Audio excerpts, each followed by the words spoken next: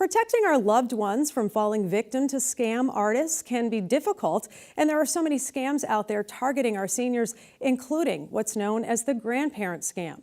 Elliott Greenblott, a fraud watch coordinator for AARP, breaks it all down for us. My general role is to do public education and outreach for AARP as a volunteer. And it's to educate the public on what fraud is, how it operates, and how to best protect yourself from becoming a victim. So that's really where I focus my attention. And how long have you been doing this for? This is my 4th year. So it's something that I came into at the request of AARP Vermont. I had no knowledge of fraud at the time other than, yeah, it's out there.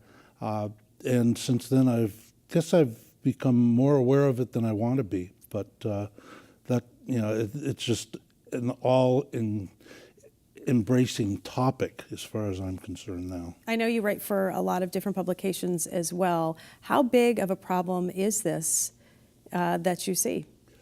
You know, it's very hard to measure. I think it's a lot greater than most people would imagine, and that's because of a number of reasons. One is that fraud as a topic in terms of reporting it does not get to the top level as things that are major crimes. People don't look at it in the same way that they would, for instance, as kidnapping, murder, robbery in the traditional sense of what robbery is all about.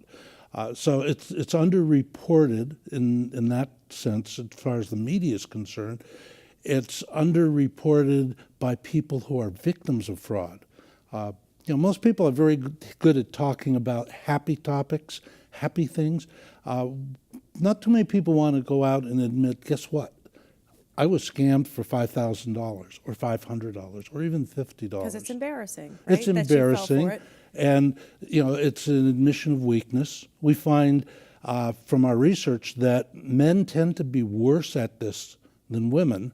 And surprisingly, the ones who are even the worst at that are men who are former military veterans, because you're taught as a soldier, as an airman, that you're a person of strength. And this is an admission of weakness. So there's another reason why it gets underreported. There's also the attitude that many people have that it doesn't happen to me. It happens to you. It happens to somebody else.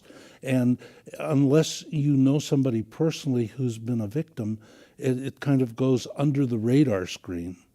And then I think another reason that it becomes hard to judge is there's no central reporting place. Fraud's reported, at least in Vermont and also in Massachusetts, to so many different locations.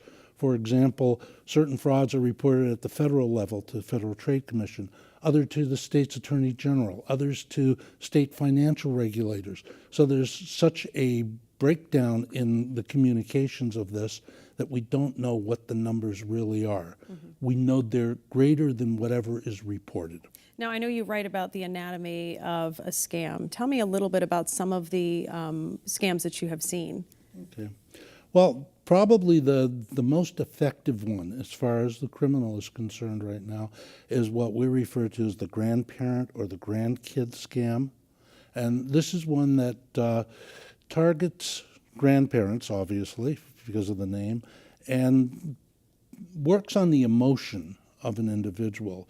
So quite frequently what happens is a call comes in, usually late in the evening after 8 o'clock, and it's a muffled voice that sounds like, "Grandma, I'm in jail in Montreal and I need your help," which in this setting of an interview seems, right, it's my grandchild, no way. But if you put yourself as an elderly citizen living either alone or even with a spouse, and it's late at night and you get a call from your grandchild, it's terrifying. It's terrifying, especially if you're woken, up in the middle of the night and you're like, exactly. What just happened? Yes. And you're already kind of tired. It's the end of the day. You may be watching TV. This thing comes as an emotional hit. And we find that the con artists are very good at targeting the specific category of people that they want to reach out to. So, for example, if I want to reach out to you as a senior citizen, I'm going to have a different approach than you as a millennial. And for senior citizens, the targeted approach is emotion. So it's your grandchild calling, which automatically tears at the heart.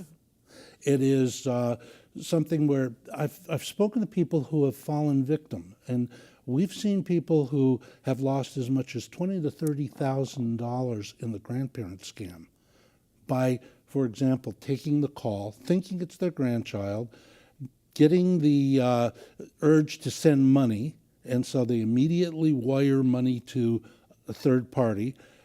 Quite often, that amount can be $5,000 or $6,000 or $8,000, and it usually comes in the form of, Grandma, I'm in jail in Montreal, I need bail money. If they're successful at that level, sometimes there's a follow-up call the next day, which goes, hi, I'm the lawyer for your grandson, and my fee is $8,000. So now there's another $8,000 lost. And then a third call comes in the next day, Grandma, it's me again, and I need to pay for the medical bills. So we've seen people lose as much as $20,000 to $30,000 in this particular scam. I've talked to a number of seniors who have gotten the call, and they will swear that it was their grandchild. It has that kind of effect. And usually the person calling will say, don't tell my parents. Right, that's the buzzword, right? Yeah. Yes, so it's just going to be between us. What are some of the other scams that you're finding, and what are you hearing from local law enforcement agencies? Okay. We're seeing an uptick right now in Medicare fraud, and this comes by targeted phone calls, and the call will usually say, you're eligible for a free. And you can put whatever you want into the rest of the sentence. Free pain medication, free back brace, free knee brace. The key word is free, because the con artist is going to work, again, on emotion and certain motivations that most people have. And sadly, most of us have a primary motivation of greed.